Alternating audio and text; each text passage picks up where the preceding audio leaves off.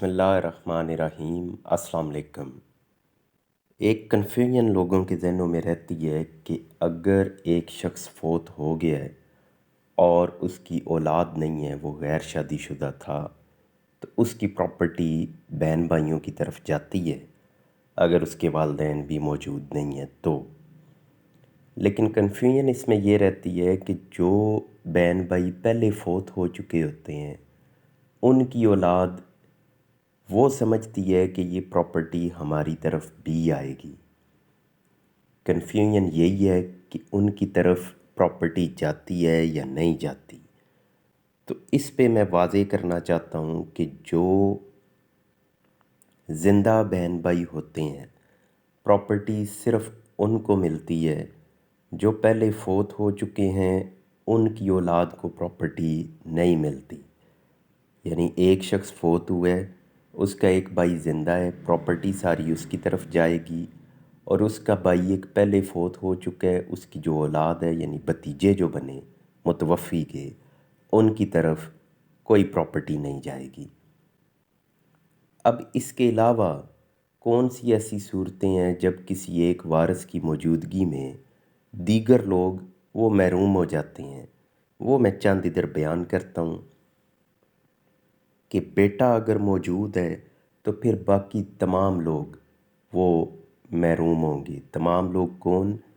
Like بھائی ہو گیا، اسی طرح پوتا ہو گیا، پوتے کو بھی نہیں ملے گی۔ اسلامک جو قانون وراثت ہے اس کے تحت اگر بیٹا موجود ہے اور ایک پوتا موجود ہے، یعنی ایک بیٹا پہلے فوت ہو گیا، اس کی اولاد موجود ہے، تو اسلامی قانون وراثت میں اسے نہیں ملتی۔ البتہ پاکستان میں یہ 1961 میں لا آیا، اس میں اس کو پراپرٹی دی گئی۔ پھر آ جائیں کہ اگر پوتا موجود ہے، یعنی اولاد میں بیٹے نہیں ہیں، وہ فوت ہو چکے ہیں پہلے ہی، متوفی جب فوت ہوئے اس وقت ایک پوتا موجود ہے، تو اس پوتے کی موجودگی میں بھی اب متوفی کے جو بھائی بہن ہیں ان کو کچھ نہیں ملے گا۔ پھر آگے آ جائیں کہ اگر باپ موجود ہے متوفی کا تو باپ بھی بھائیوں کو محروم کر دے گا۔ اسی طریقے سے اگر بھائی موجود ہے تو جو بھائی بنتے ہیں، جو باپ شریک بھائی جنہیں کہا جاتا ہے، وہ محروم ہو جائیں گے۔ یعنی ایک آپ کا سگا بھائی ہے جو ماں شریک باپ شریک بھائی ہے آپ کا، اس کو حصہ ملے گا جو متوفی کا بھائی ہے، لیکن اس کا جو باپ شریک بھائی ہے جسے پیٹرنل بردر کہتے ہیں اور اسی طرح میٹرنل بردر کہتے ہیں، جو ماں شریک بھائی ہے، یعنی ماں ایک تھی باپ الگ الگ تھے، اسی طرح سے باپ ایک تھا لیکن مائیں الگ الگ تھیں، تو انہیں پیٹرنل یا میٹرنل بردر کہتے ہیں۔ تو انہیں حصہ نہیں ملے گا، حصہ ملے گا جو آپ کا سگا بھائی یعنی جو فل بردر جس کو بولتے ہیں وہ ہوگا، تو پراپرٹی اس کو ملے گی، باقیوں کو نہیں ملے گی۔ اسی طرح سے ایک چیز آپ کلیئر کر لیں کہ جو بھتیجے ہیں یعنی متوفی کا بھتیجا، بھائی کا بیٹا، اس کو تو پراپرٹی مل سکتی ہے، لیکن متوفی کی بہن کا بیٹا یعنی بھانجا، اس کو پراپرٹی نہیں ملتی۔ مطلب اس کو ملتی ہے لیکن وہ دور کاؤنٹ ہوتا ہے۔ اگر بھتیجے موجود ہیں تو بھتیجوں کو پراپرٹی ملے گی، بھانجوں کو نہیں ملے گی۔ اسی طرح اگر ایک متوفی ہے، اس کا چچا موجود ہے، یعنی باقی لوگ نہیں ہیں وارث، چچا موجود ہے اور ماموں موجود ہے، تو چچا کو پراپرٹی ملے گی، ماموں کو پراپرٹی نہیں ملے گی۔ یعنی والد کے بھائی کو ملے گی، والدہ کے بھائی کو نہیں ملے گی۔